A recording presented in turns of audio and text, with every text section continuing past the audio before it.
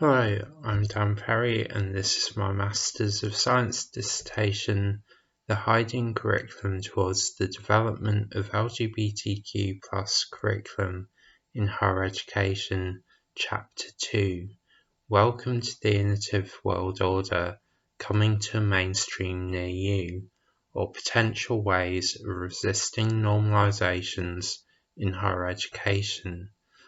This presentation is called Homonormalization, more than the normalization of homosexuality. To the overview. There are two sections to this presentation.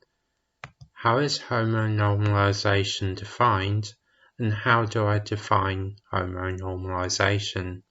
So without further ado, let's move on.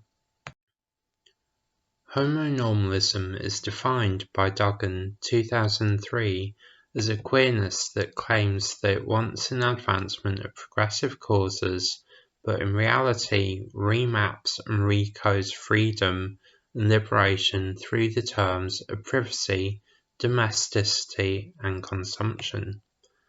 Contrastingly, Brown 2009 defines homonormalism as the ways in which certain types of assimilation by homosexuals have become normative. By this, Brown means that parts of homosexuality have become incorporated into the logic of heteronormativity. This is the assumption that everyone is heterosexual and abides by heterosexual norms. Brown continues that the process of social, legal, and political change to heteronormative assumptions have become known as queer liberalism.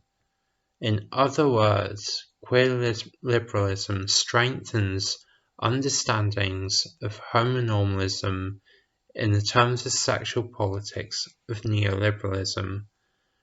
Brown affirms that as attitudes both socially and politically have become seemingly more tolerant, media representation and large corporations have marketed towards lesbians and gay people. Brown 2009 adds that rapid sexual diversity and disagreements between these groups are mediated against a privileged version of gay life.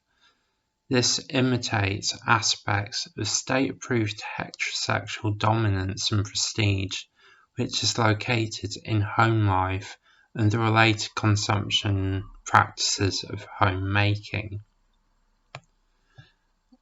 On these accepted terms, gay and lesbian life is presented as normal and not troubling to mainstream society, as long as lesbians and gays abide to these newly created rules, in other words, homonormativity. In agreement with Brown, these changes have had a positive impact on the lives of many lesbians and gays, but usually centralize the privileged, white middle class, cisgendered male. However, with the normalizing of gay couples, it reinforces the monogamous couple and nuclear family image and lifestyle that marginalizes queer and genderqueer lives. So, how do I define homonormalism or homonormativity?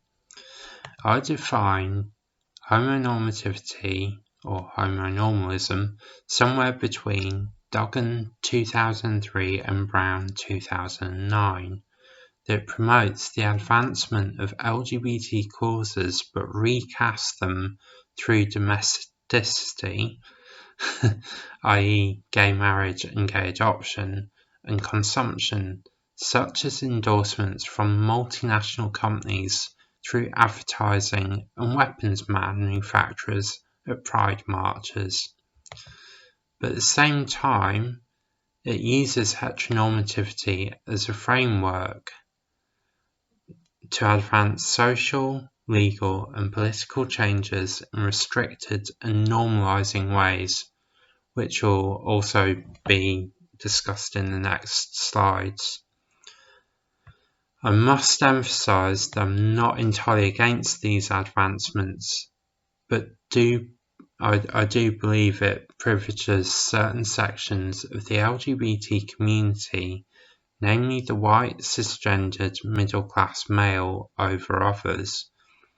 However, I would like to define neoliberalism before continuing to discuss how it is related to homonormativity and university, and this will be coming in the next presentation. Thank you for joining me. We will continue our journey with a two-part presentation, Neoliberalism, the Middle Way of Normativity.